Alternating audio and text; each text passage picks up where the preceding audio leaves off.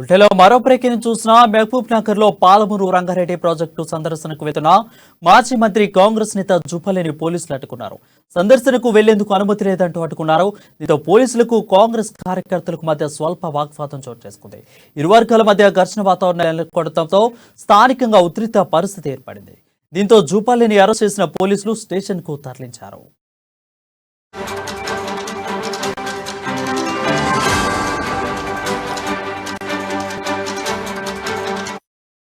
ఇక అంతకుముందు బీఆర్ఎస్ ప్రభుత్వంపై పలు ఆరోపణలు చేశారు.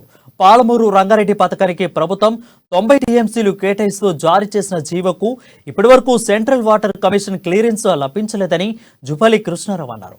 కల్వకుర్తి ప్రాజెక్టు ఇంకా భూసేకరణే జరగలేదని అన్నారు. పాలమూరు రంగారెడ్డి పథకానికి ఇప్పటివరకు ఎకరం భూమి కూడా సేకరించలేదని ఆరోపించారు. కేవలం ఒక్క కాలువకు మాత్రమే టెండర్లు పిలిచారని అన్నారు. అలాంటప్పుడు నీళ్లు ఇస్తారని ప్రశ్నించారు. ఇది ప్రజలను మభ్యపెట్టడమే అని పేర్కొన్నారు.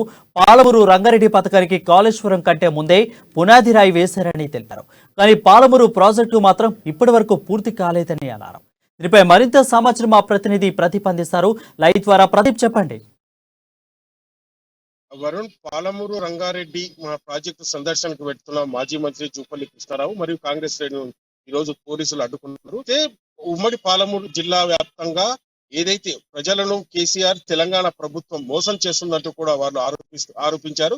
అయితే ఈ నేపథ్యంలోనే ఏదైతే ఈ నెల 16న ముఖ్యమంత్రి ఆదరాబాదరగా పాలమూరు రంగారెడ్డి ప్రాజెక్టు ప్రాణ జాతికి అంకితం చేస్తున్నామంటూ గొప్పలు చెప్తున్నా కానీ ఇంతవరకు కేంద్రం నుంచి సిడబ్ల్యూసి వాటర్ ఏదైతే ఉందో కేంద్ర ప్రభుత్వం 90 టీఎంసీలకు కూడా ఇంతవరకు అనుమతులు ఇవ్వలేదంటూ ఎలా పాలమూరు రంగారెడ్డి ప్రాజెక్టు పూర్తయిందని చెప్తారంటూ మరోసారి పాలమూరు ప్రజలను మోసం చేసేందుకే ఈ ట్రిక్కులు చేస్తున్నారంటూ కూడా తీవ్ర ఆగ్రహం వ్యక్తం చేశారు. అయితే ఈ నేపథ్యంలోనే పాలమూరు జిల్లా డీసీజీ కార్యాలయంలో మీడియా సమావేశం నిర్వహించి ఈ తెలంగాణ ప్రభుత్వం కేసీఆర్ పై దుమ్మెత్తిపోశారు. అయితే పాలమూరు ప్రజలకు వరప్రదాయనిగా మారిన పాలమూరు రంగారెడ్డి ప్రాజెక్టు 12,30,30,000 ఎకరాల సాగునీరు అందిస్తామంటున్న గొప్పలు చెప్తున్న తెలంగాణ ప్రభుత్వం ఏదైతే ఇంతవరకు కాలువలు కూడా తవ్వలేని పరిస్థితి ఉందని, ఇంతవరకు కల్వకుర్తి లిఫ్ట్ ఇరిగేషన్ సంబంధించి అది కూడా పూర్తి కాలేదని, దానికి సంబంధించి భూసేకరణ కూడా ఇంకా జరగలేదంటూ ఈ నేపథ్యంలోనే ఎలా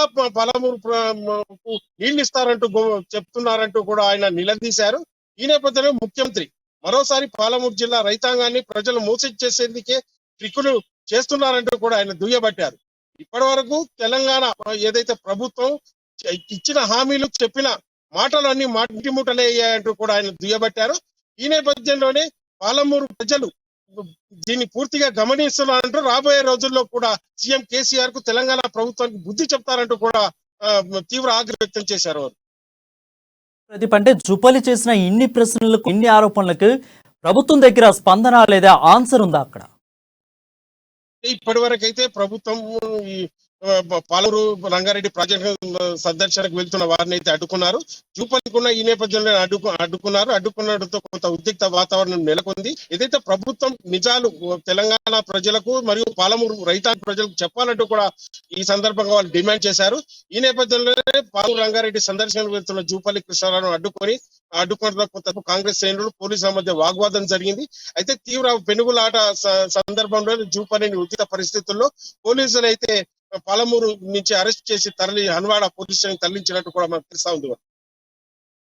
right, thank you Pradeep for the updates.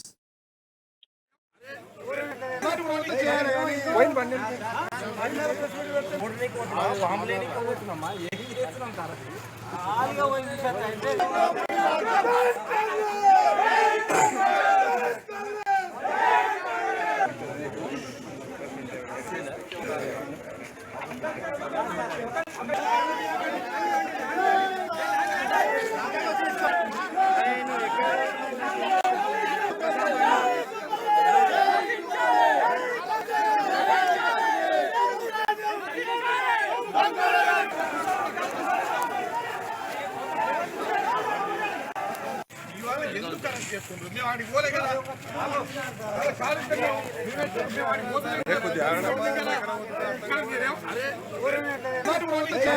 పోయింది బండి.